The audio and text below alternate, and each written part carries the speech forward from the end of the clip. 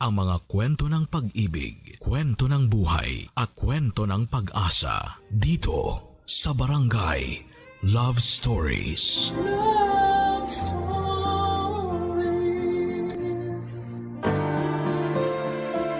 Magpakabuti tayo hindi lamang sa isang tao, kundi sa lahat. Dahil kung meron tayong kinikilingan, mapapagod sila na tayo ay pakisamahan.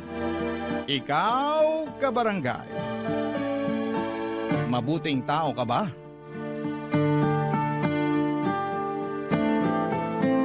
Dear Papa Dudut, naranasan nyo na bang mapunta sa isang sitwasyon kung saan ay nasadla kayo ng husto? Ako kasi ay oo, at yon ang gusto kong ibahagi sa mga kabarangay nating panatiko ng Barangay Love Stories. Pero bago ang lahat ay magpapakilala muna ako sa inyo. Tawagin niyo na lamang po ako sa pangalang Bobby, 38 years old at taga Mandaluyong. Itong mga nakalipas na araw ay sobrang lugmo ko at para bang wala ng bukas para sa akin. Sunod-sunod kasi ang mga nangyaring trahedya sa buhay ko na malalaman ninyo sa pagpapatuloy ng aking kwento.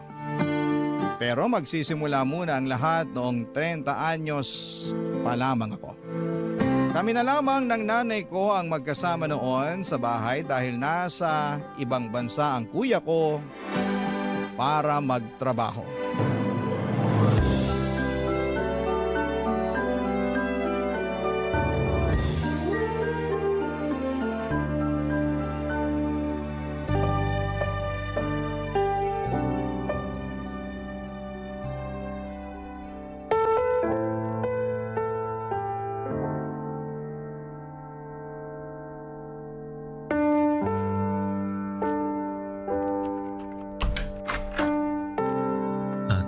Nay?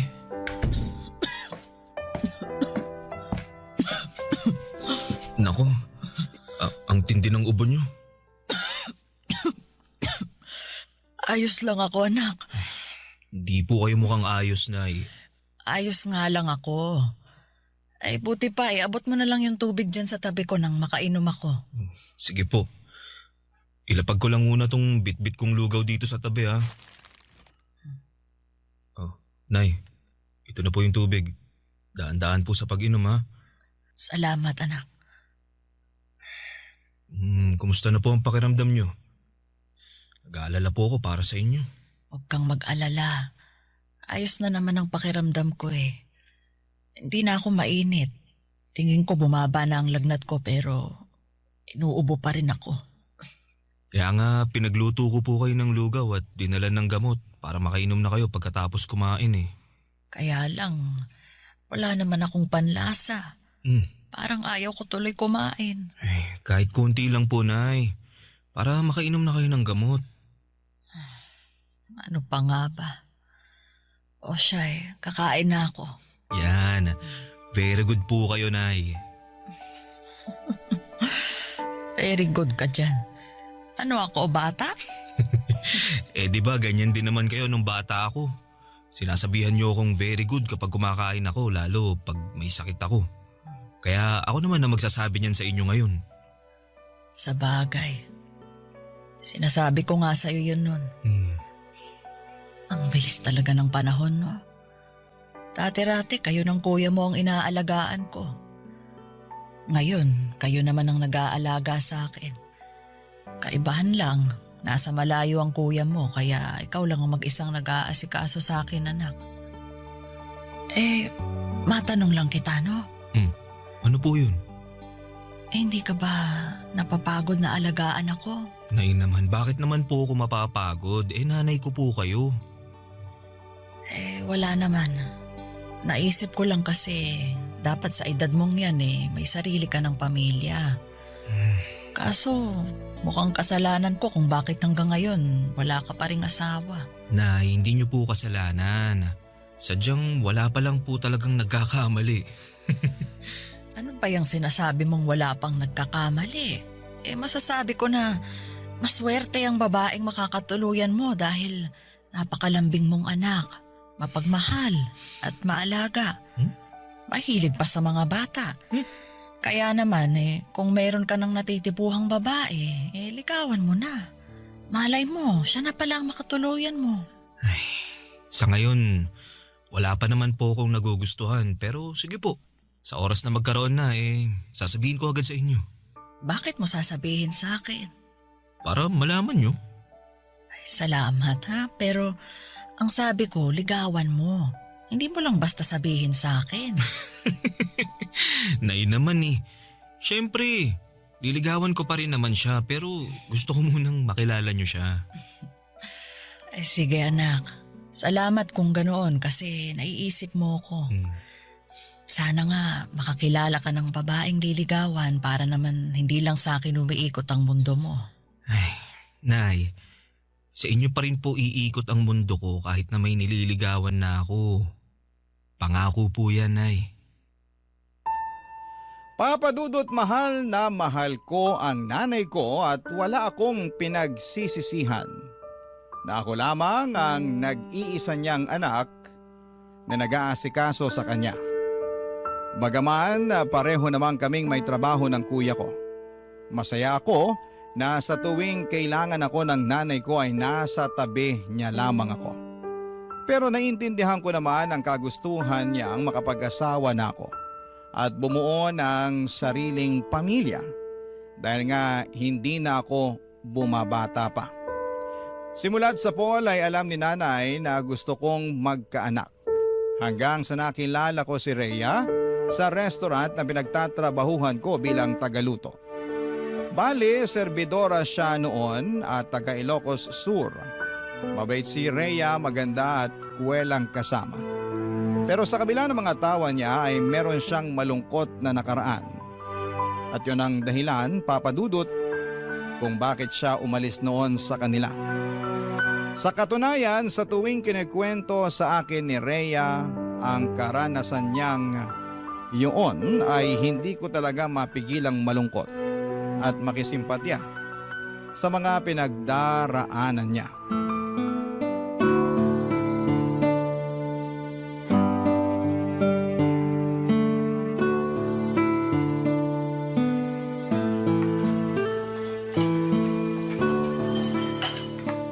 Kaya ayun, nangako ko sa sarili ko na magsisika para umasenso sa buhay.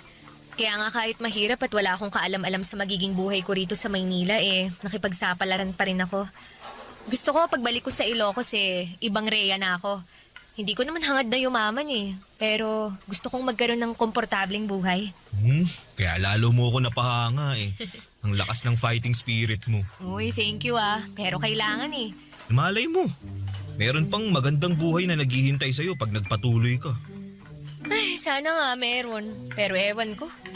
Minsan, hindi ko pa rin mapigilang mawalan ng pag-asa. Lalo't parang ang layo-layo ko pa rin sa mga pangarap ko. May iba ka pa bang pangarap bukod sa mabigyan ng maayos na buhay yung mga magulang mo sa probinsya? Gusto ko rin makakilala ng lalaki na magiging katuwang ko sa buhay. Yung mamahalin ako at aalagaan. At magkakaanak, syempre. Lalo't hindi na ako bumabata, di ba? Baka kumunat na tong matres ko pag pinatagal ko pa ang pagbubuntis. Sobra ka naman sa kumuna. Para namang chichirya lang na nahanginan. Uy, seryoso ako dun Kung kayong mga lalaki walang problema sa pagkakaroon ng anak kahit may edad na kayo, ibahin nyo kaming mga kababaihan. Hindi naman sa nilalahat ko, no? Kasi meron pa rin namang mga babae na nabubuntis pag umedad na ng 35 pataas. Pero madalas nahihirapan na talaga. Ganun ba yun? Oo. Kaya nga sana makilala ko na rin yung matinong lalaki na makakatuwang ko sa buhay. Naniniwala kasi ako na may inilaan ng Diyos na makakapareha natin sa buhay na to. Ikaw ba? Ganun din ba ang paniniwala mo? Oo. Bakit parang hindi ka pa sigurado? Naniniwala naman ako pero mas naniniwala doon ang nanay ko. Kaya nga pinaghahanap na niya ako ng mapapangasawa dahil tumatanda na daw ako. Talaga? Anong sagot mo? Yun, sabi ko, sige. Kung may makikilala ako at magugustuhan ko liligawan ko na tapos ipapakilala ko agad sa kanya. Ayun, natuwa naman at sobrang excited. Ewan ko ba dun? Ganun lang siguro talaga ang mga nanay. Sobrang excited na magkaroon ng apo. Ay, Bigla ako tuloy na miss ang nanay ko. Kumusta na kaya siya? Hindi mo malalaman ng sagot kung hindi mo siya tatawagan. Tsaka na, wala na kasi akong load eh. Tsaka patapos na yung break time natin. Baka mamaya sitahin na tayo pag nag-overbreak tayo. Ay, oo nga pala. Masyado pa namang sip-sip yung naninita na yun. Kala mo naman kung sinong tagapagmana ng kumpanya kung umasta. Uy, baka may makarinig sa'yo ha? Uy, ano naman? Wala naman akong binabanggit na pangalan. Bato-bato na lang sa langit. Ang mag-react, pangit. Papadudo 3 buwan na noon si Rhea sa pinagtatrabahuhan namin at masasabi ko na naging sobrang close kami. Sa katunayan ay siya lamang ang dahilan kung bakit ako nag-stay sa pinapasukan ko. Gusto ko na kasing umalis noon dahil sobrang toxic na rin ang management namin. Alam ko naman na magiging malaking pagsubok na naman sa akin ang paghahanap ng mapapasukang trabaho. Lalo na high school graduate lamang ako. Bukod doon ay ayoko ring magtrabaho sa malayo dahil maiiwang mag-isa ang nanay ko sa bahay namin. Yun ang dahilan kung bakit hindi ko pa tinatanggap ang alok at tulong sa akin ng kuya ko na nag-ibang bansa na.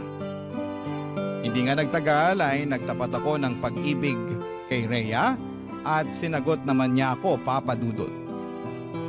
Kasunod noon ay nabuntis ko siya, kaya lalo ako nagkaroon ng dahilan upang hindi na umalis ng Pilipinas.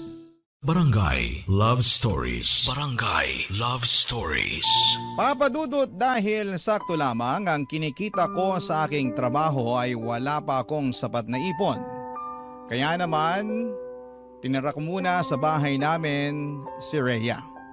Welcome naman siya doon ni nanay at sa katunayan ay sobrang sayangan ng nanay ko noong nalaman niyang magkakaapo na siya at palagi niyang hinihimas ang tiyan ni Rhea at kinakausap ang magiging anak namin. Bagay na kinagigiliwan naman namin ang kinakasama ko. Naging maayos naman ang pagsasama naming 3 sa isang bubong. Hindi rin issue sa kuya ko na magkaroon na ako ng anak pero nilinaw niya na si nanay na lang daw ang susustentuhan niya.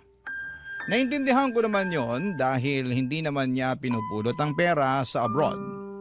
Kaya nga sinabi ko sa sarili ko na magsisikap ako sa pagtatrabaho para makaipon ng pera, Papa Dudut.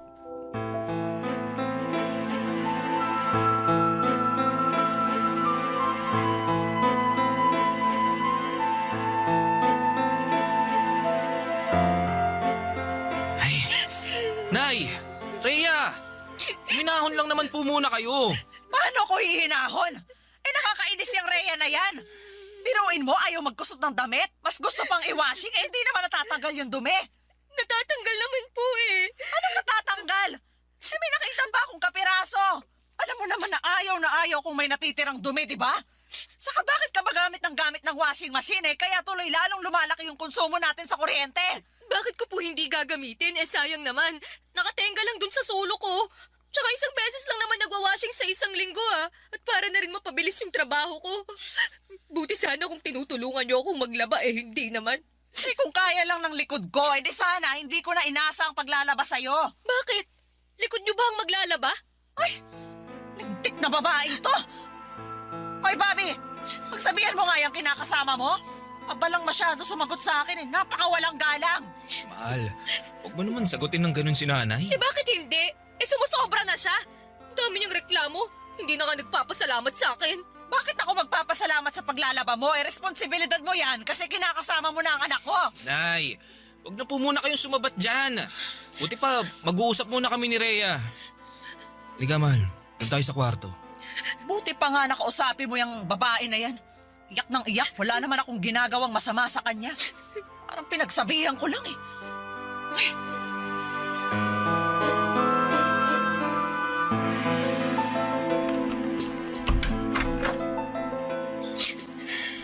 Ayos ka lang ba, mahal? Mukha ba akong ayos?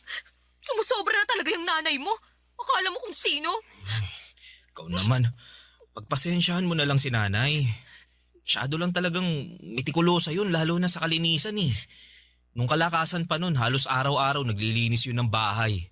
Katwiran niya, para raw hindi mamuo yung alikabok at di rin magkasakit lalo na hikain nun ng tatay ko nung nabubuhay pa. Kaya pala pinagalitan din niya ako nung nakaraan. Kasi hindi raw ako araw-araw naglilinis dito sa bahay niyo. Sa nakakapagod eh. Tsaka hindi niyo naman ako katulong dito para araw-araw maglinis ah. Kinakasama mo ko. At buntis pa ako sa anak natin. Kaso ang kulit ng nanay mo. Gawin ko raw ehersisyo ang paglilinis dahil mabuti yun sa buntis kesa laging nakahilata sa kama. Nanay talaga oh. Oo! Kaya nga naloka ako kasi magkaiba kami ng paniniwala. Pati pagluluto ko sinisita. Ang dami sinasabi na kesyo pinagsasabay ko raw ang pagluluto sa paghuhugas ng pinggan. Paano daw pag nalagyan ng sabon yung niluluto ko? As if naman nahahayaan kong mangyari yun. Sa ayoko lang talaga na may tambak sa lababo na hugasin. Lalo't ako rin naman yung maghuhugas sa mga pinagkainan natin pagkatapos. Buti sana kung siya o ikaw ang gumagawa nun. Ako naman. Sorry. Hayaan mo. Ako na lang ang maghuhugas ng pinagkainan natin. Ay nako, hindi mo talaga ako naiintindihan no? Hindi lang naman yung tungkol sa pinagkainan natin eh. Ang punto ko rito, kailan mo ba ako planong ibukod ng bahay? Alam mo, sabi ng nanay ko, iisa lang daw ang pwedeng maging reyna sa isang bahay. At sa sitwasyon natin ngayon, ang nanay mo lang yon dahil pamamahay niya to. Kaya naman mabuti pa na bumukod na lang tayo para hindi na kami palaging nag-aaway. Hindi natin pwedeng gawin yun dahil ako lang ang inaasahan ng kuya ko na magbabantay at mag-aalaga kay nanay. Saka wala pa akong sapat na ipon pambukod natin kaya sana magtiis ka na lang muna. Hayaan mo, kakausapin ko na lang din si nanay. Pagsasabihan ko siya.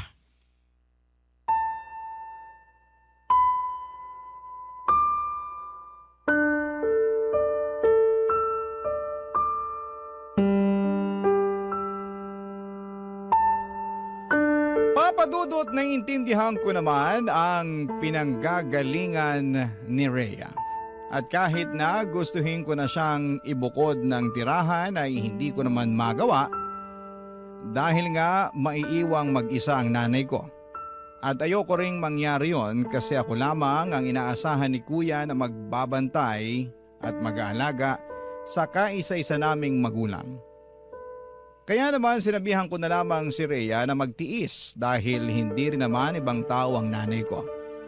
Nakita ko naman na sa abot ng makakaya ni Rhea ay hinabaan niya ang kanyang pasensya. Pinakisamahan niya ng maayos ang nanay ko. Hindi rin naman sila palaging nag-aaway. May mga pagkakataon din na may pinagkakasunduan sila. Kaya naman masayang-masaya ako. Hindi nga nagtagal, Papa Dudut, pinanganak na nga ni Rhea ang baby namin. At masasabi ko na isa yon sa mga pinakamasayang sandali ng buhay ko. Ngunit doon pa lang pala magsisimula ang pinakamalaking pagsubok na pagdadaanan namin.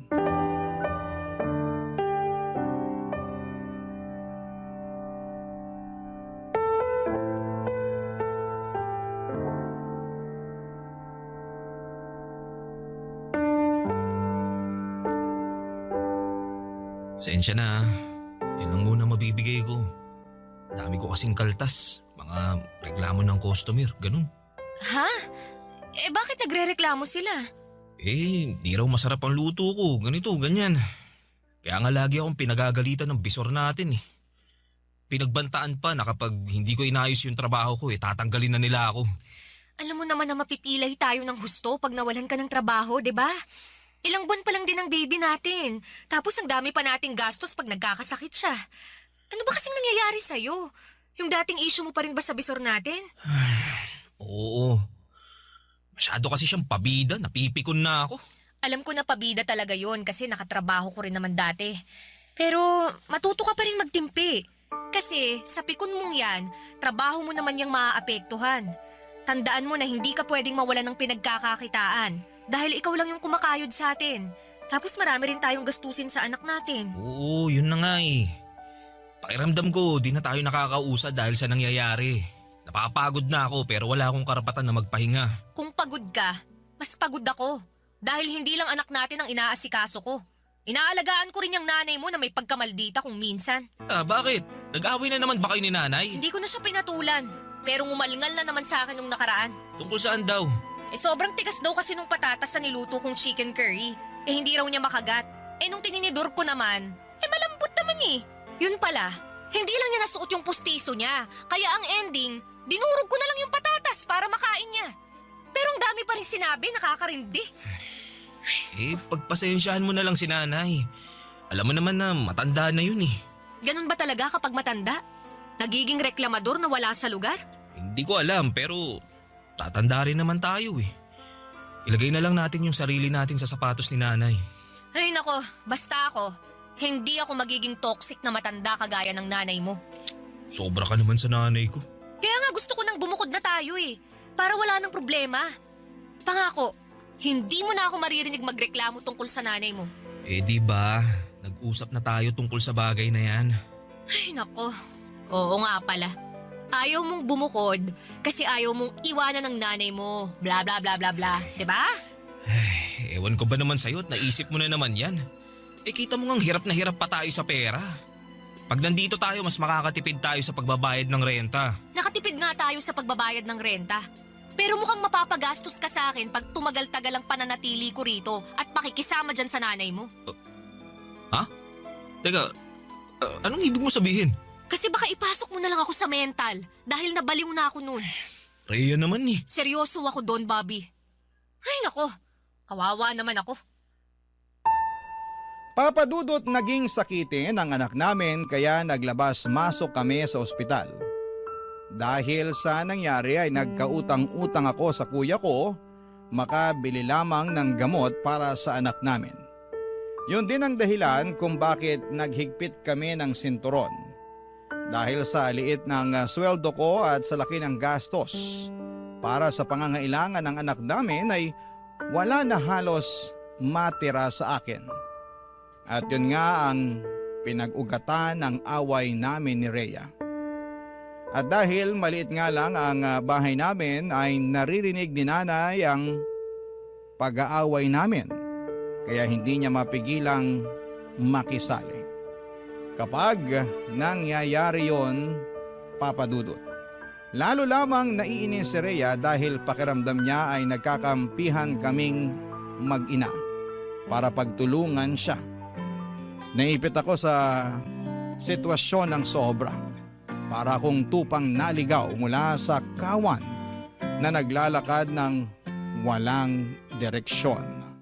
Barangay Love Stories. Barangay Love Stories. Papadudot nung sa tingin ko ay pasan ko na ang daigdig. Nang mga panahong yon ay meron pa palang ilalala ang sitwasyon.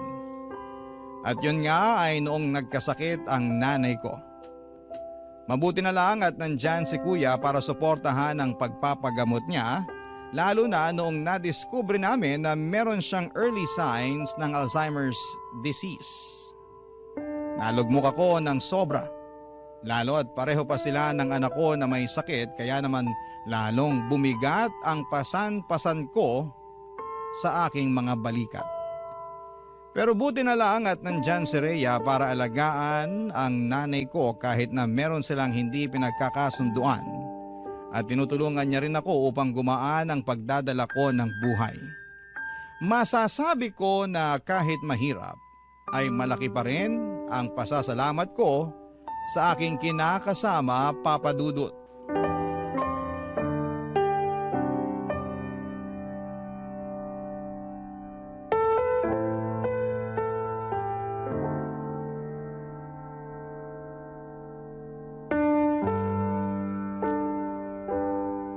Dahil sa sabay na pagkakasakit ni nanay at ng anak natin, napag-isip-isip ko na tanggapin na yung alok na tulong ni kuya para makapagtrabaho ko sa ibang bansa. Ano? Aalis ka? Oo, sana. Wala talaga akong mapapala kung dito lang ako magtatrabaho sa atin. Tsaka di ba, gusto mo na maghanap ako ng ibang mapagkakakitaan na mas malaki ang sweldo? Ito na yun. Oo nga, pero iiwan mo talaga ako rito sa nanay mo. Anong ibig mo sabihin? Anong ibig kong sabihin? Hindi pa ba halata na pag umalis ka, maiiwan ako rito para alagaan ng nanay mo habang inaalagaan ng anak natin? Konting sakripisyo lang naman. Anong konting sakripisyo pinagsasasabi mo? Nagsakripisyo na ako, Bobby. Inalagaan ko na ang nanay mo, pero baka nakakalimutan mo na may sakit siya. Mas mahirap na siyang alagaan kaysa sa anak natin dahil minsan nagiging bayolente na siya. Ilang beses na niya kaya akong nasaktan, pero binabaliwala ko lang kasi nga may sakit siya. Alam ko naman yun, kaya nga nagpapasalamat kami ni Kuya kasi nandyan ka eh. Hindi pa lang talaga namin kayang kumuha ng ibang magbabantay at mag-aalaga kay nanay. Kaya ako na lang, kasi nakakalibre kayo sa akin, ganon. Naman sa ganun, Rhea. Totoo naman eh. Napakakuripot niyang kuya mo. Manong man lang kumuha siya ng ibang tao na mag-aalaga sa nanay niyo. Kasi nanay niyo naman yan eh. Hindi ko naman nanay yan. Nanay ko nga dun sa probinsya may sakit din eh. Pero hindi ko magawang alagaan. Buti sana kung wala tayong anak, Bobby. Pero alagain din yun. Tapos ngayon aalis ka. Iiwan mo ako rito mag-isa, ha? Anong gusto mong gawin ko? Manatili rito tapos araw-araw tayo mag-aaway dahil maliit lang ang sweldo ko. Akala ko pa naman gusto mong umasenso tong pamilya natin. At ngayon na may pagkakataon na tayo na makaluwag-luwag, ganyan ka naman umasta. Imbis na suportahan mo ako, mas inuuna mo pang bilangin yung paghihirap mo. Hindi ako nagbibilang ng paghihirap ko, ha? Hindi raw. Sa inyo nakikita ko eh. Kasi yun ang gusto mong tingnan. Ni minsan ba? Pinasalamatan mo ako sa pag-aasikaso ko sa nanay mo at sa anak natin kahit na pagod na ako. Hindi naman, di ba? Kasi para sa inyo ng kuya mo, responsibilidad ko na alagaan yung nanay nyo dahil nakatira ako sa pamamahay nyo. Yun nga ang rason kaya gustong-gusto ko nang bumukod tayo. Kaya lang atrasado ka naman dahil sa nanay mo. Nanay ko ang pinag-uusapan natin dito ha. Hindi siya ibang tao kaya magdahan-dahan ka sa mga sinasabi mo tungkol sa kanya. Wow naman, ha? Nakakatouch naman na napakabuti mong anak sa nanay mo. Pero hindi ka naman mabuting kinakasama. Bawiin mo yung sinabi mo! Ayoko nga! Bakit ko babawiin? Totoo naman lahat ng yon. Buti pa dyan ka na. Saan ka pupunta? Sa kwarto. Tutulog na kasi baka bigla pang bumangon yung nanay mo at makisali sa away natin. Magkakampihan lang kayo.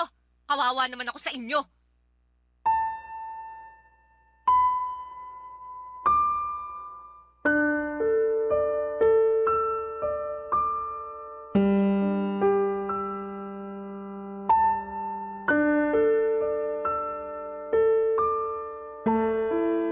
Papadudot, alam ko na maling iasa ko kay Rhea ang pag-aalaga sa nanay ko dahil nanay ko yon. Ako ang anak noon kaya ako dapat ang gumagawa ng mga bagay na yon. Pero pare-pareho kaming pupulutin sa kangkungan kung hindi ako magsasakripisyo sa ibang bansa. Kaya nga kahit masakit sa akin na mapalayo sa mga mahal ko sa buhay ay tiniis ko. Nagpakabingi ako sa iyak ni Rhea at pagtutol niya na umalis ako dahil desidido akong ituloy ang pag-abroad ko. Natuloy nga ako sa ibang bansa sa tulong ni Kuya at masasabi ko na malaki ang pag-a-adjust na ginawa namin ni Rhea. Palagi kaming nag-uusap sa video call kahit na magkaibang oras sa mga bansa na kinakaroonan namin. Nagbabalitaan at nagkukumustahan at laging sinasabi ng kinakasama ko kung gaano na siya kapagod sa pag-aalaga kay nanay at sa anak namin tapos ay nami-miss pa niya ako. Pero ang sagot ko lamang ay kaunting tiis na lamang muna. Hanggang sa dumalang na lamang ang pag-uusap namin dahil naging busy na ako sa pagtatrabaho. Makalipas nga ang 3 taon ay natapos na ang kontrata ko pero imbes na bumalik sa Pilipinas ay nag-extend ulit ako sa pagtatrabaho ko. Bagay na pinagtalunan namin ng matindi ni Rhea. Gusto na niya kasi akong umuwi at magtrabaho na lamang sa Pilipinas dahil nga sa hirap na siya sa pag-aalaga sa nanay ko na noong mga panahong yon ay lumalala na ang sakit. Pero natakot akong umuwi sa Pilipinas para magsimula ulit. Kaya nanatili lamang ako sa abroad. Makalipas nga ang maraming taon ay nakaramdam na ako ng kapaguran at pagkamis sa mga minamahal ko sa buhay. Doon ko naisip na gusto ko nang umuwi para makasama ang nanay ko at ang aking mag-ina. Ngunit iba ang nadatnan ko sa aking pagbabalik sa Pilipinas.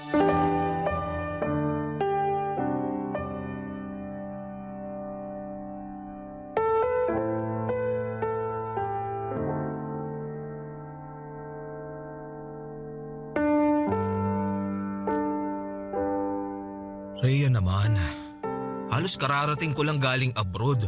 Tapos malalaman ko na lang na gusto mo kaming iwanan ng nanay ko? O bakit hindi? Ang tagal kong hinintay ang pagbabalik mo para may mapag-iwanan na ako dyan sa nanay mo. Kahit naman paano may konsensya pa rin ako. Dahil ayoko siyang ipagkatiwala kung kani-kanino. Ngayon na nakabalik ka na, aalis na ako. Iiwan ka na namin ng anak mo. Rhea, parang awa mo na. Huwag kayong umalis ng anak natin.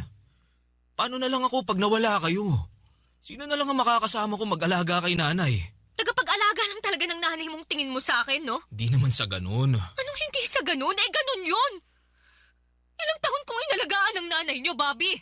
Ni ha, ni ho, wala akong narinig sa inyo ng kuya mo. Ilang taon mo rin akong narinig na nagsabi sa'yo na napapagod na ako. Pero hindi mo ko pinakinggan. Ang tagal mo sa abroad, pero hindi man lang pumasok sa kokote mo na maghanap ng mag-aalaga sa nanay niyo, no? Sinamantala niyo talaga na makatipid kasi nandito naman ako. Ang kakapal ng mukha niyo. Sana pala siningil ko kayo sa ilang taon kong serbisyo sa magulang niyo. Tawarin mo kami, Rhea. Di naman namin sinasadya. Pwes patawarin mo rin ako kung mas gusto ko na lang iwan kayo. Dahil pagod na ako sa inyo. Di ba natin pwedeng ayusin yung pamilya natin? Kinakasama mo ko, may anak tayo. Kinakasama na wala namang pagmamahal sa akin. Di totoo yan. Totoo yan. Dahil yun ang pinaramdam mo sa akin. Yung hindi mo pakikinig sa akin sa tuwing magkikwento ako at maglalabas ako ng sama ng loob. At yung pagdidesisyon mong mag-extend sa abroad at hayaan akong mag-alaga rito sa nanay mo ang nagpapatunay na hindi mo talaga ako mahal. Kasi Bobby, kung mahal mo ko, iisipin mo rin ang kapakanan ko. Hindi lang sarili mo at sa kung paano kayo makakatipid ng kuya mo. Kaya nga nagsisisi na ako. Hayaan mo, babawi ako sa'yo. Lalo ngayon, nagdesisyon na ako na hindi na ako babalik sa ibang bansa. Ay, wow! Nagdesisyon ka na naman pala nang hindi ako kinukonsulta. Sa bagay, sino lang ba ako sa buhay mo para konsultahin mo? Ni hindi mo nga ako asawa eh. Hamak na nanay lang ako ng anak mo at tagapangalaga ng nanay mo. Bobby, pagod na ako. Ayoko naman kugulin yung buhay ko sa pag-aalaga sa nanay niyo. Naalala mo yung sinabi ko sa'yo noon? Na iba ko pang pangarap, ha? Na gusto ko rin makakilala ng isang lalaki na magiging katuwang ko sa buhay. Yung mamahalin ako at aalagaan. Akala ko ikaw na ang lalaking yun. Pero nagkamali ako. Gusto ko lang naman maranasang alagaan. Kasi pagod na akong mag-alaga. Rhea. Huwag mo akong hahawakan. Rhea, please. Mag-usap tayo. Pag-usapan natin to. Wala na tayong pag-uusapan. Dahil nakapag-desisyon na ako. At wala ka nang magagawa para baguhin pa yon. Tapos na tayo, Bobby. Simula sa araw na to. Hiwalay na tayo!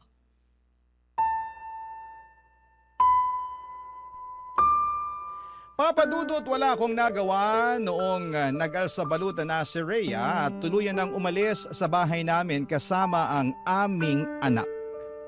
Hindi ko na sila napigilan pa, lalo at kasabay noon ay nagwala si nanay, kaya kinakailangan ko siyang intindihin. Durog na durog ang puso ko dahil sa pangyayaring yon, lalo na at hindi yun ang tagpong inaasahan kong dadatnan pag uwi ko sa Pilipinas. Makaraan ng isang linggo ay nabalitaan ko na lamang sa dati naming katrabaho na meron na palang bagong kinakasama si Rhea. Galit na galit ako. Pero naisip ko na baka yung taong yun lang din ang nasa tabi niya noong mga panahong wala ako at hindi siya pinakikinggan. Kaya nga mas lalo lamang akong nasaktan at sumama ang loob sa aking sarili. Kasalanan ko talaga kung bakit ako iniwan ni Rhea. Akala ko, Papadudot, ay wala nang isasakit pa ang nangyari sa buhay ko.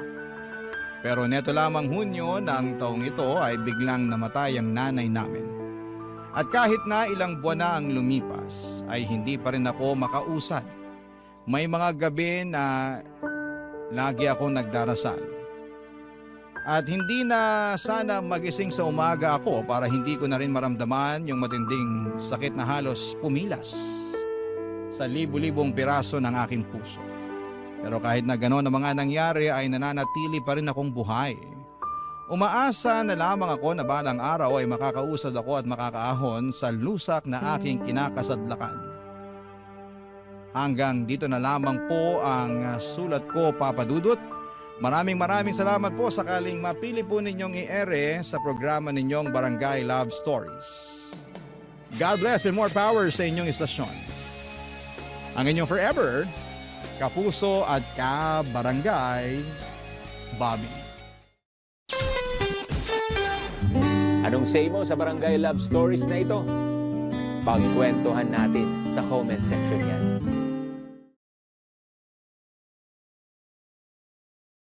Ang mga kwento ng pag-ibig, kwento ng buhay at kwento ng pag-asa dito sa Barangay Love Stories. Love Stories.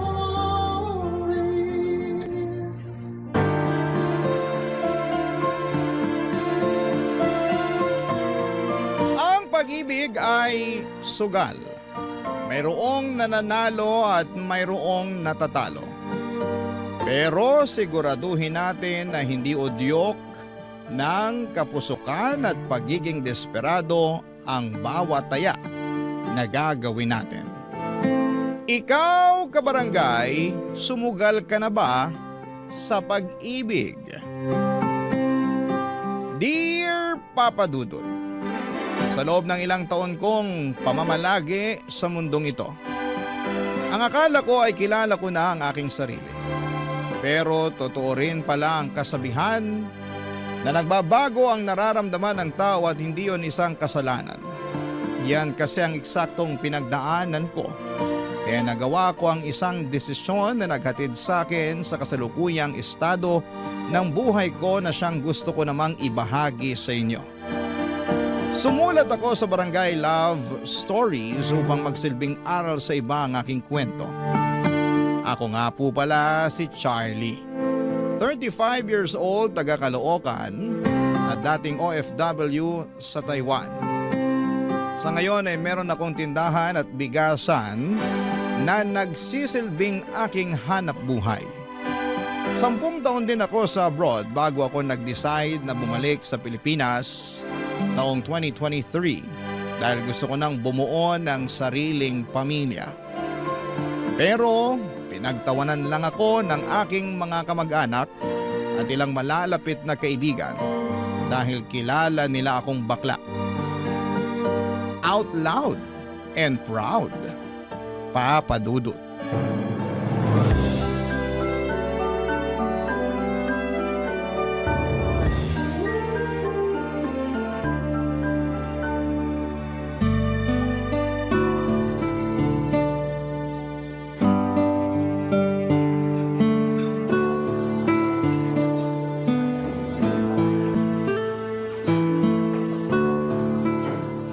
Bakit hindi mo ko pinagtatawanan kagaya nila? Sinong nila? Yung iba kong friends and relatives. Grabe sila. Nung sinabi ko na plano ko mag-asawa ng babae at magkaanak, tawang-tawa nakita ko pa mga ngalangala. Sarap sungal-ngali ng mga pes. Hindi ko gagawin yun, no? Pero di mo rin sila masisisi kasi matatawa talaga sila dahil bakla ka. Tapos biglang gusto mo mag-asawa at magkaanak. Baka yung magkaanak, pwede pa. Pero yung mag-asawa ng babae, medyo kakaiba. Bakit? Meron din naman akong Oo, alam kong meron ka nun. Kaya makakabuntis pa rin ako. Andun na tayo. Pero sigurado ka na ba? Oo naman. Bakit hindi? Ipapaalala ko lang sa'yo na hindi basta-basta yung pag-aasawa, ha?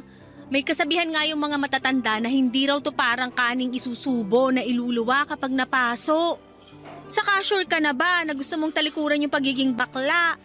Pag nagkaasawa ka na kasi ng babae, dapat sa kanya ka lang nakatingin at wala ka ng karapatan na magkagusto sa iba. Lalo na sa mga gwapo at machong lalaki. Ganun ba yun? Siyempre, kailangan loyal ka lang sa asawa mo, no? Kaya nga tinatanong kita kung sigurado ka ba na gusto mo talagang magkaasawa ng babae. Kasi kung anak lang ang habol mo, ibang usapan na yun. Alam ko naman yun. Thank you sa concern mo pero oo yung sagot ko.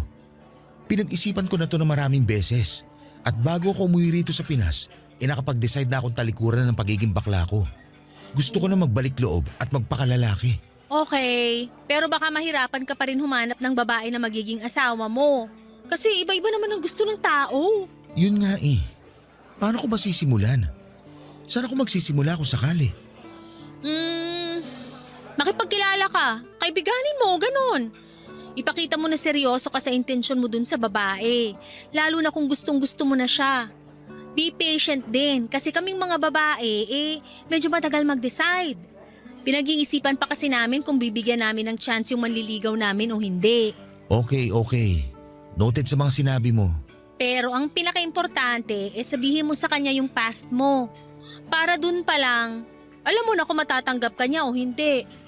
Pag matanggap ka niya, mas malaki ang chance mo na malaman kung compatible kayo. Acceptance is the key. Tama nga naman. Salamat, Beshi. Ikaw lang talaga yung napagsabihan ko ng plano kong to. Nakakatuwa nga kasi hindi mo ko pinagtawanan. Sabi ko nga, hindi ko gagawin yun, lalo na wala namang dahilan. Nakakabigla lang kasi nga akala ko bakla ka na forever. Pero darating din pala yung araw na gugustuhin mong magbago para bumuo ng sarili mong pamilya. Masaya naman ako sa pagiging bakla pero tingin ko mas magiging masaya ako pag nagkaanak ako at nagkaasawa. Saka hindi ako fan ng gender reassignment o meme na yan dahil gusto ko na nga magpakalalaki. Sayang naman tong ano ko kung hindi ko magagamit in a natural way. Grabe, nakakapanibago ka. Anong nakakapanibago, Besh? Last usap kasi natin, baklang-bakla ka pa. Tapos ngayon nagpapakalalaki ka na. Change for the better, ika nga. Pero thank you talaga ha. Malaking bagay yung suporta mo at hindi panghusga. Hindi naman ako judge para humusga. Saka maliit na bagay lang yun kumpara sa pagiging mag-BFF natin for the longest time. Kaya wala yun. Suportado kita sa gusto mong gawin sa buhay mo basta hindi yun masama. Papadudot bukod tangi na ang BFF kong si Anaya ang nakaintindi sa pagbabagong gusto kong gawin sa buhay ko. Bagaman alam ng karamihan kung gaano ako kabakla ay sinuportahan niya pa rin ako para makahanap ng babaeng mamahalin. At nangako ako kay Anaya at sa sarili ko na sa oras na dumating na nga ang babaeng yon, sa buhay ko ay mamahalin ko siya ng gusto at todo-todo.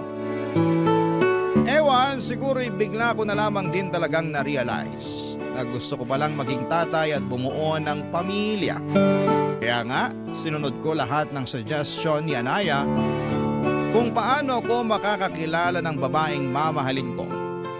Desidido na akong magpakalalaki para lamang matupad ang mga pangarap kong magkaanak. Pero hindi pala yon madali at aaminin kong nakaka-stress at nakakapagod din.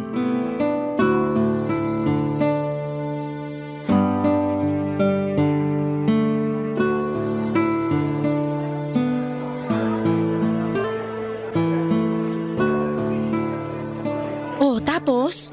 Nag-meet kayo? Oo, kaya lang na-realize ko na hindi ko pala siya gusto. Bakit naman? Mas malaki pa katawan kaysa sa akin eh. Baka mabugbog naman ako nun at mabalian ng leeg pag nag-away kami. Hoy, hindi naman siguro. Anong hindi siguro? Ramdam na ramdam ko yung pagiging dominante niya nung magkasama na kami. Bigla tuloy ako lumambot na ewan. Hindi ko mapanindigan pagiging lalaki. Nakakatakot si Ates. Kung tingin mo, di kayo okay, baka di nga talaga. Mahirap naman kung ipipilit natin, di ba? Tama. Okay lang yan. Hanap na lang uli ng iba. Yun nga yung ginawa ko tapos may nakausap kagad ako sa Facebook. Ay wow, ang bilis! Siyempre. Tapos, ano nangyari? Kamusta pag-uusap nyo? Okay naman. Nagja-jive kami tapos feeling ko na-fall na ako kaya lang. Pagkalipas na 1 linggo, inutangan na ako. Ay, kaloka yan! Partida, hindi pa kami nagkikita. Pinautang mo ba? Oo, kasi marupok ako. Ayun lang. Nagbayad naman ba? Yun nga, hindi pa. Pero nangako naman na babayaran kaya lang nangutang ulit sa akin. Ayun, binlock ko na. Ayoko nang ganun na akala mo may patagong pera. Kahit naman ako, ayoko ng ganyan. Di ba? Grabe, hindi pala madaling makipagkilala at makahanap ng matinong babae online. Mukhang lahat may sapak sa utak. Aray ko naman. O bakit? Tinamaan ka no? Kung Hindi, pero iba naman ako sa kanila. Ay oo. Siyempre ibang-iba ka talaga sa mga babaeng nakadate ko, no? Sige nga, paano ako naiba sa kanila? Dali. Teka lang, titigan muna kita para masagot ko ng on point yung tanong mo. Game na ha? Eme lang yun. Huwag mo na sagutin. Saka huwag mo na nga akong titigan. Naiilang ako eh. Ay grabe naman siya sa naiilang. Hindi ka naman siguro matutunaw sa titig ko, no? Hindi nga, pero wag na. Joke lang din kita. Okay, fine. Pero ano pa bang gagawin ko para makakilala ng mapapangasawang babae? Sinunod ko naman yung mga payo mo sa akin kaso wala pa rin eh. Diba, sabi ko rin, be patient. Sabi mo nga, Yun muna gawin mo tapos ituloy mo yung pakikipagkilala. Saka wag lagi online. Pwede ka rin mag-join ng community ng mga hilig mong gawin. Halimbawa, running, walking, cooking, and baking. Poetry, mountain climbing. Kahit nga pag-jump rope may group na sa Facebook eh. Makipagkaibigan ka dun. Malay mo dun mo mahanap yung babaeng para sa'yo. alam mo tama ka. Lagi naman akong tama.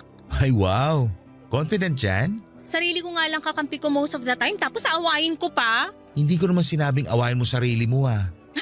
Eme lang. Ay nako, puro ka eme. At ikaw naman parang di na mabiro. Huwag mo masyadong seryosohin mga trip ko. Paano kung gusto kitang seryosohin? Ha? Wala. Sabi ko maganda ka pala. Ay, ba't ngayon mo lang nalaman yan? FYI, matagal na akong maganda. Alam ko naman yun. Pero noon kasi syempre mas maganda ako sa'yo. Baklang to? Sinong bakla? Walang bakla rito ha. Lalaki na ito. Oo nga pala, di ka na nga pala bakla. Sorry naman. Eme lang din. Buti pa, order na lang tayo ng drinks. Treat ko. Iyan ang gusto ko sa'yo, galante. Papadudot habang nagsasalita si Anaya at kinocomfort niya ako ay bigla na lamang akong natulala habang nakatitig sa kanya. And for some reason ay napangiti ako kasi nakita ko na meron pala siyang dimple sa pisngi. Nagulat na nga lang ako noong tapikin niya at gisingin sa pagde-daydreaming ko. Ewan ko ba, pero gandang-ganda ako sa BFF ko ng araw na yon. Sa kabila ng lahat ay alam kong imposible na makagustuhan kami kasi in a relationship na si Anaya. At malamang ay na-appreciate ko lang yung concern, sincerity at dedication niya na makahanap ako ng babaeng makakamatch. At kung papala rin ay magugustuhan at mapapangasawa na rin. Alam ko na suntok sa buwan ang gusto kong mangyari. Pero naniniwala ako kay Anaya na magtatagumpay pa rin kami. Napasabi na lamang ako ng mabuti na lamang at naging BFF ko siya.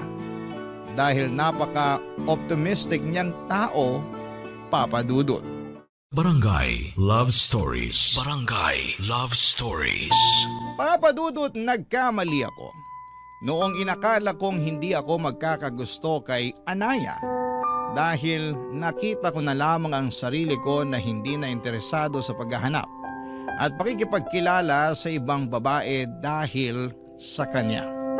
Mas gusto ko na lamang na siya ang kausapin at kinikilig ako sa tuwing lumalabas kami para magkita at mag-update ng mga ganap namin sa buhay.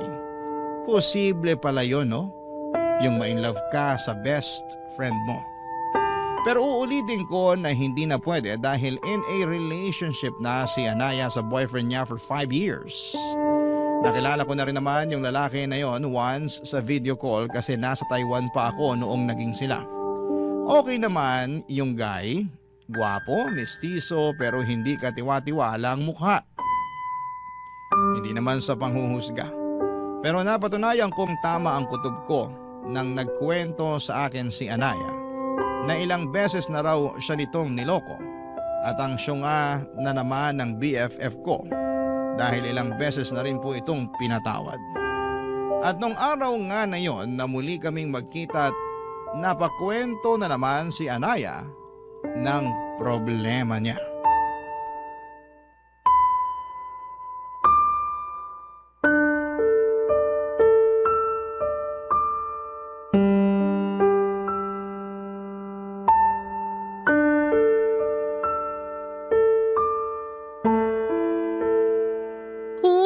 talaga, Beshi. Pinuntahan mo ako rito sa apartment ko. Wala yun, no? Pero sure ka bang wala rito yung boyfriend mo? Kasi kung nagtatago siya dito sa bahay nyo, lumabas-labas na siya para mapangahan ko. Sumusobra na siya sa ginagawa niya sa'yo, ha? Wala talaga siya rito kahit halughugin mo pa yung buong apartment namin. Nasaan ang ungas na yon? May team building sila sa Tanay for 2 days. Pero di ako sure kung totoo yung sinasabi niya. Malay ko ba, baka gawa-gawa lang niya yun kasi gusto niya lang makasama yung babae niya. At pinayagan mo naman. Oo. Boba ka pala eh. Anong magagawa ko? Maayos naman yung paalam niya. Maayos nga pero hindi mo alam kung nagsasabi siya ng totoo. Ganun na nga. Kung ako sa'yo, nagsakit-sakitan ako para hindi na siya umalis. Ayoko namang gawin yun, no? So, mas gusto mo na patuloy saktan niya sarili mo at magpakatanga sa lalaking yon? Anong magagawa ko? Mahal ko. Saka kasalanan ko naman kasi masyado akong pakialamera eh. Sinilip ko kasi yung phone niya, ayun. Nabasa ko pa tuloy yung recent convo nila ng babae niya sa messenger. Tapos wala ka man lang ginawa. Wala. Hinayaan ko lang sila. Ay, boba ka nga talaga. Ayoko na kasing mag-away kami uli ng boyfriend ko nang dahil lang doon. Huling away namin, kamuntik na niya akong hiwalayan, kaya nadala na ako. Kung ako sa'yo, matagal na ako nakipaghiwalay sa kanya. Buti sana kung hindi ito yung unang beses na niloko ka niya. Baka maintindihan ko pa siya at pinatawad ko siya. Day, hindi dapat nakaregister sa Anli ang pagpapatawad. Magising ka nga sa kabubuhan mo sa lalaking yun. Ay, ewan ko. Di ko rin maintindihan sarili ko. Parang tanggap ko naman na hindi yung sitwasyon namin. At alam ko kung paano ako makakaalis pero di ko ginagawa. Siguro kasi natatakot ako na baka di na ako makahanap ng kagaya niya. Ang tagal na rin namin eh. Mas matakot ka kung makahanap ka pa ng kagaya niyang manluloko at manipulative. Saka, aanin mo yung tagal ng relasyon niyo kung puro sakit naman ang ulong binibigay niya sa'yo. No wonder napapanot ka na sa stress. Seryoso? Napapanot na ako? Joke lang pero malapit na. Ha? Alam mo na nga broken-hearted na yung tao pero gino-joke time mo pa ako. Sorry na. Pero ano ba magagawa ko ginusto mo naman yan. Dapat nga sa mga oras na to hiwalay na kayo eh. Pero hindi pa rin eh. Hindi ko kasi talaga kayang makipaghiwalay. Mahal na mahal ko eh. Masyado ka lang nabubulagan. Mabuti pa, mag-inuman na lang tayo. Wala akong alak dito. Ako nang bahala, bibili ako sa labas. May malapit na convenience store dyan, di ba? Oo, meron. Samahan mo na rin ang mga sitsirya tsaka shawarma. Gutom na ako. Baka mabilis ako malasing. Ako nang bahala. Inom tayo para mailabas mo lahat-lahat ng sama ng loob mo. Para kahit paano gumaan yung pakiramdam mo. Yun na lang maitutulong ko sa'yo saka syempre yung presence ko. Basta, andito lang ako. Iyakan mo, kwentuhan mo, paglabasan mo ng sama ng loob. Thank you talaga, Beshi. Hulog ka ng kisame. Che! Papadudot bukal naman sa puso ko noong i-comfort ko si Anaya.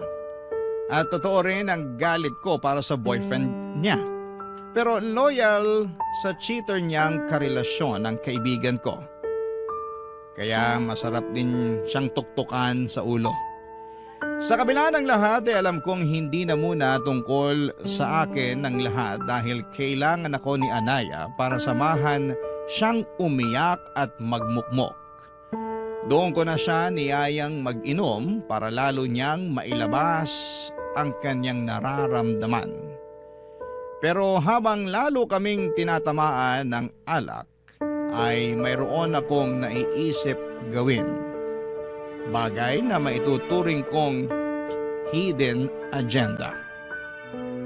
Hindi nagtagal ay tuluyan ng nalasing si Anaya at doon ko nakita ang kaharutan niya kapag merong alak sa kanyang sistema. Panay dikit niya sa akin kaya tinalaban ako at bigla na lamang lalong uminit ang aking katawan. Hindi nagtagal ay hinalikan ko si Anaya at laking gulat ko na hindi siya pumalag. Tapos ay lumalim ang mga halik na yon.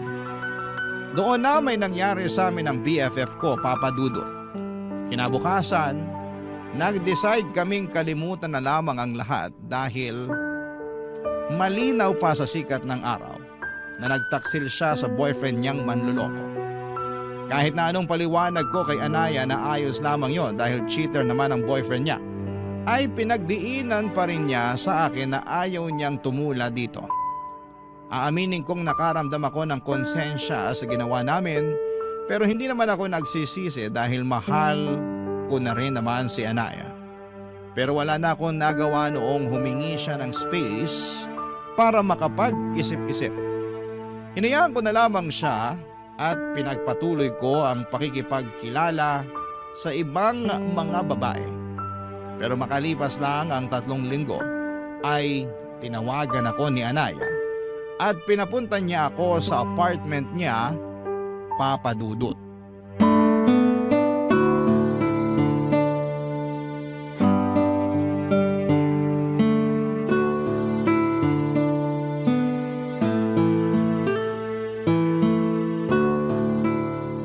O Beshi, long time no see.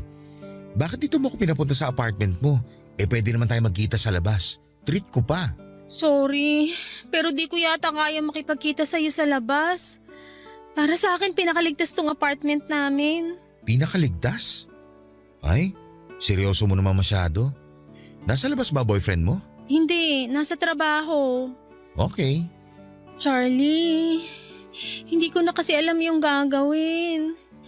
2 araw ko na rin iniisip kung dapat mo bang malaman pero may karapatan ka pa rin namang malaman. Ano ba yun? Medyo kinakabahan naman ako sa iyo eh. Buntis ako. Ha? Sabi ko buntis ako. Nabuntis mo ako. Talaga? OMG! Magkakabibi na tayo!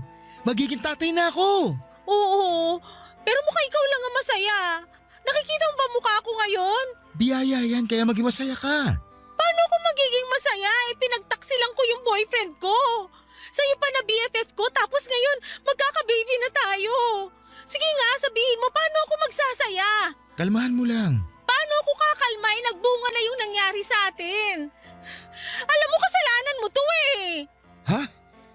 Paano naging kasalanan ko? Kasi hinalikan mo ako. Sinamantala mo yung kalasingan ko para may mangyari sa atin. Akala mo ba hindi ko napagtagpi-tagpi yung plano mo? Sinadya mong malasing ako kasi gusto mo akong buntisin para magkaanak ka na. Sobra ka naman mambintang? Bakit? Hindi ba totoo? Besh! O, kita mo na. Sinasabi ko na eh, tama yung kutob ko. Pero ikaw din naman nagbigay ng motibo sa akin nun eh. Masyado ka marot. Panendikit mo sa akin kaya paano hindi ako madadala, hindi ba? Sumabay na lang din ako kaya nangyari yun. Saka kung talagang ayaw mo, dapat tong hinalikan pa lang kita pumalag ka na. Kaso hindi. Hinayaan mo lang din na may mangyari sa atin. Kumalma ka nga. Magkakababy na tayo kaya tanggapin mo na lang. Malamang hindi ko matatanggap tong batang to. Saka paano ko sasabihin sa boyfriend ko na buntis ako pero hindi siya yung ama? Gusto mo ako na magsabi eh. Sira na ba ulo mo? Baka pag nalaman niya, tugulpihin ka niya. Subukan niya papupulis ko siya. Saka siya pa to may karapatang magalit eh. Siya nga tong una ng loko sa inyo. Anong sinabi mo? Sabi ko manloloko yung boyfriend mo. Matagal ka na niyan niloloko. Ikaw lang nagpapakatanga na manatili sa relasyon nyo. Lagi mo na lang sinasabing mahal mo siya. Pero ito ang mahiwagang tanong. Mahal ka ba niya? Sa nakikita ko kasi hindi. Ikaw lang yung nagpapauto sa kanya sa totoo lang. Oo, alam ko na nagpapauto lang ako. Alam ko na lahat yan. Di mo na kailangang isampal sa mukha ko. Pero choice ko pa rin naman na hindi siya hiwalayan kahit na paulit-ulit niya akong niloloko. Tawagin mo na akong boba o kung ano pang gusto mong itawag pero wala akong balak makipaghiwalay sa kanya. O anong plano mo ngayon sa anak natin? Hindi ko alam. Naguguluhan ako. Kasalanan mo talaga lahat to eh. Siguro nga may kasalanan ako pero andyan na yan eh. Nakabuo na tayo. At alam mo na gustong gusto kong magkaanak, hindi ba? Oo, pero hindi ko naman nakalain ako yung mabubuntis mo. Magkaibigan tayo, Charlie. Bakit ako pa? Bakit mo ako tinalo? Alam mo namang may boyfriend na ako at kahit na gaano pa siya kamanloloko, ayokong ibalik sa kanya yung ginagawa niya sa akin. Hindi ko na alam gagawin ko. Masisiraan na ako ng ulo.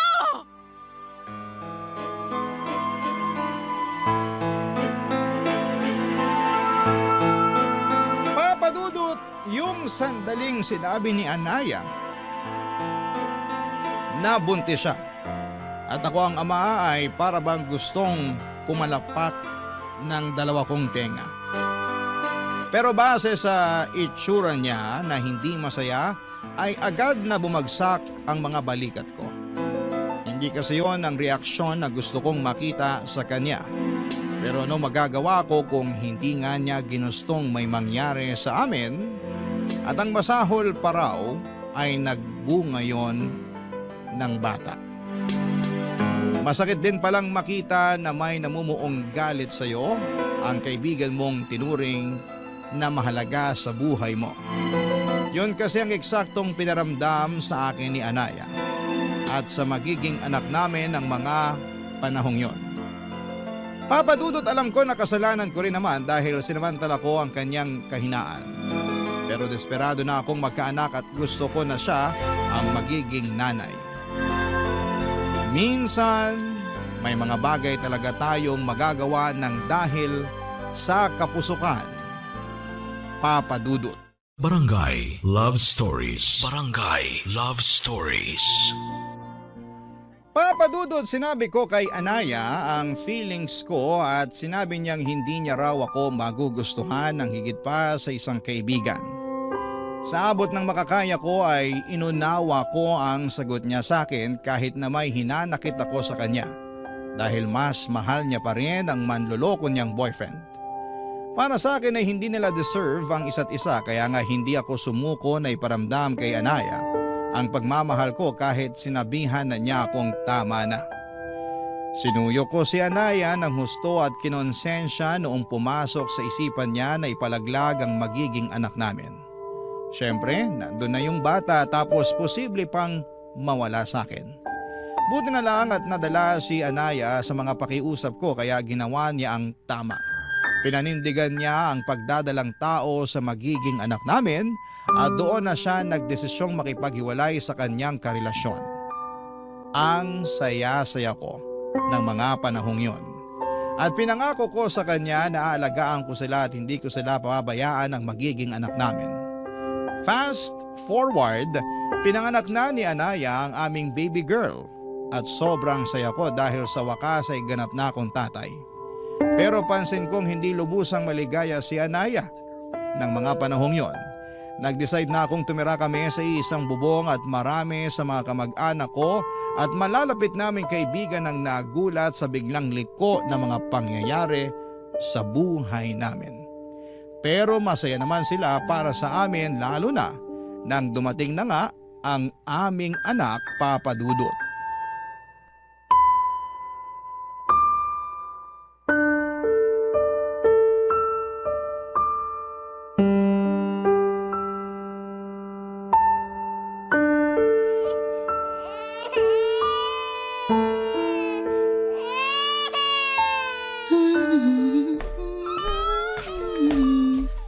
Uy, Anaya! Ano ba yon? Mamaya kabagin to kasi napasukan na ng maraming hangin sa tiyan. Kanina pa yata umiyak yung baby natin pero hindi mo lang mabuhat. Anong kanina pa? Kargahin ko nga muna si Kakaiyak lang baby yan, para no? tumahan. Wala ka kasi rito kaya makapambintang ka, wagas. Wala ako rito kasi nandun ako sa kusina at busy ako sa pagluluto ng hapunan natin. Saka hindi naman sobrang laki nitong bahay natin para hindi ko marinig pag umiyak si baby. Kaya hindi ako nang bibintang para sa kaalaman mo. Oh, edi sana kanina ka pa pumunta rito para patahanin yung anak mo kung kanina mo pa naririnig na umiiyak. Ganun lang yung kasimple. Pinapakomplikado mo. Pinakikiramdaman ko pa kasi kung may gagawin ka. Pero wala eh. Inuuna mo pa yung… Teka, ano ba yung ginagawa mo? Nagmo-mobile games ka ba? Oo, bakit mo ba? Naka-silent naman ah. Last time di ba sinita mo na ako na masyadong maingay? Naiistorbo yung tulog ng batang yan? Bakit ba ganyan ka magsalita? Ano na naman bang mali sa pagsasalita ko? Lahat na lang sinisita mo eh. Paano hindi ko sisitahin lumalabas na wala kang pagmamahal sa anak natin? Baka nakakalimutan mo na anak mo rin tong batang to. Sa'yo siya nang galing. Hindi ko nakakalimutan yun, no? Paano ko makakalimutan hanggang ngayon sariwa pa rin yung hiwa ko sa tiyan ng dahil sa batang yan? Nakakadiri kung alam mo lang. Anong nakakadiri pinagsasabi mo dyan? Nakakadiri yung sugat ko sa tiyan. Tapos ang sakit-sakit pa pag nagkikikilos ako ng husto, kaya paano ko mamahalin yung anak mo? Sa tuwing nakikita ko yan, naalala ko lang lahat. Naalala ko kung paano mo ako pinagsamantala noon kaya nagkahiwalay kami ng boyfriend ko. Lahat yun bumabalik pag nakikita ko yung anak mo. Kaya hindi ko siya kayang mahalin katulad ng gusto mong mangyari. Kung galit ka pa rin, sa akin na lang. Huwag naman sana sa anak natin na wala namang kasalanan. Hanggang ngayon ba naman hindi ka pa rin makamove on? Mahal na mahal mo talaga yung ex mo, no? Oo! At wala ka ng pake! Meron akong pake. Kasi kami ng anak mo ang kasama mo ngayon. Bakit ba hindi mo na lang tanggapin yung buhay natin? Na tayo na yung magkasama. Na meron tayong anak at sariling pamilya. Saka nangako ko sa'yo na hindi ko kayo pababayaan ng anak natin. Hindi ba sapat yun para mahalin mo ako kahit konti? Sinubukan ko naman. Pero hindi ko talaga kaya, lalo pag nakikita kita, inaalala ko na pinlano mo lahat to. Sinadya mo! Kung bakit naman kasi sa dinami-dami ng babae, ako pa talaga yung ginawan mo ng ganon. Magkaibigan tayo, di ba? Dapat inisip mo man lang yon kung hindi mo naisip yung mararamdaman ko. Kaya nga pinagsisisihan ko na at sinusubukan kong bumawi sa'yo at sa anak natin. Bigyan mo lang ako ng pagkakataon. Patutunayan ko sa'yo na karapat dapat ako kesa dyan sa ex mo manloloko. Ewan ko, pero hindi talaga kita kayang mahalin.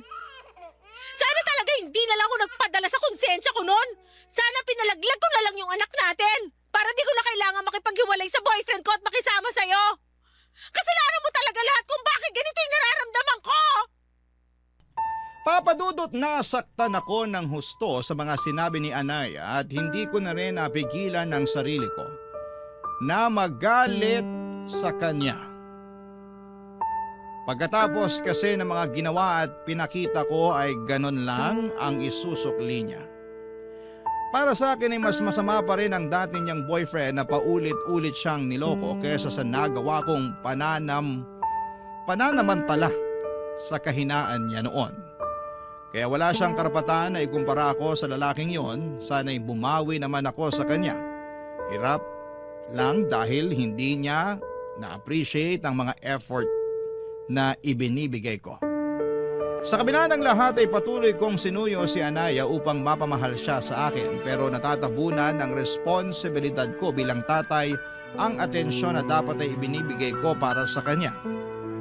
Hindi niyo ako masisisi at ayaw naman niya kasing asikasuhin ang anak namin.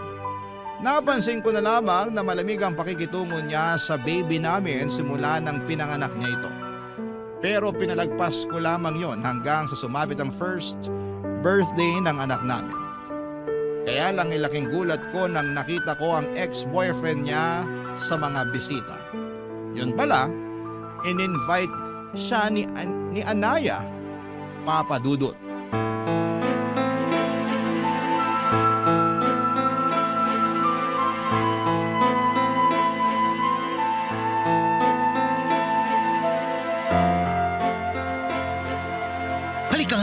Halika, mag-usap tayo dito. Charlie! Bitiwan mo nga ako!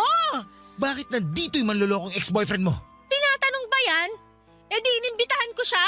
Bakit ginawa mo yun birthday to ng anak natin? Wala naman kasi kung kaibigan o kakilala na pwedeng imbitahin kundi siya lang. Saka sabi mo ayos lang din naman na mag-imbita ako, di ba? Kaya bakit ka nagagalit dyan? Magagalit talaga ako kasi hindi ko naman akalain na sa dinami-dami ng tao sa mundo, yung hayop na yan pa talaga pinaapak mo sa bahay ko. Huwag mo nga siyang tawaging hayop. May pangalan yung tao. At mas hayop ka pa sa kanya para sabihin ko sa'yo. Kung inimbita mo siya, ibig sabihin, may komunikasyon kayo ulit? Huwag ka magpipipipihan dyan. Sabihin mo sa akin yung totoo at huwag mo akong gawing tanga. Oo! Meron na nga uli kaming komunikasyon pero ano naman sa'yo ngayon? Sira na ba ang ulo mo? Tayo na yung magkarelasyon ngayon. Tapos nakikipag-usap ka pa dyan sa ex mo? Sandali nga. Ano uli yung sinabi mo? Magkarelasyon tayo? Oo!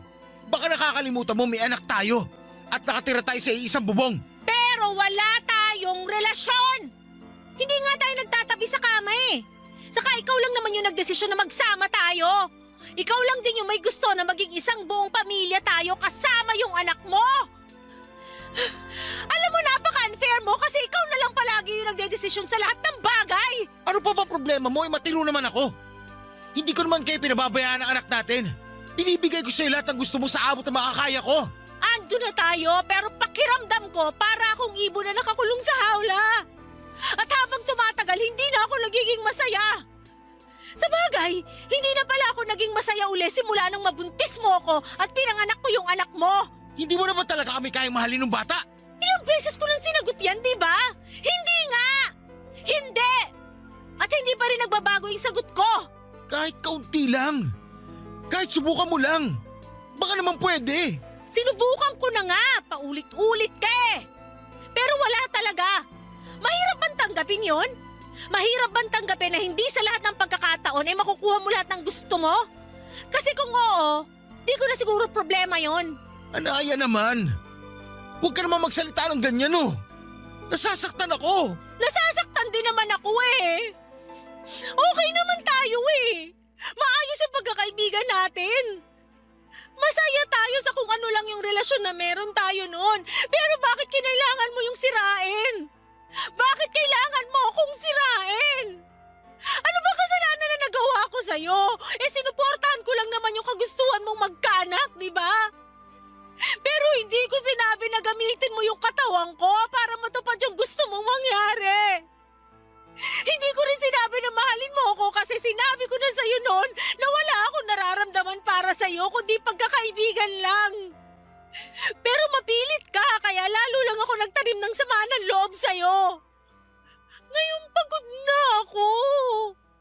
Alam ko na kung wala akong gagawin, habang buhay kong pagsisisihan na nakisama ako sa'yo at sa anak natin kahit na hindi talaga ako masaya. Ayoko na! Gusto ko nang maging malaya sa inyong dalawa!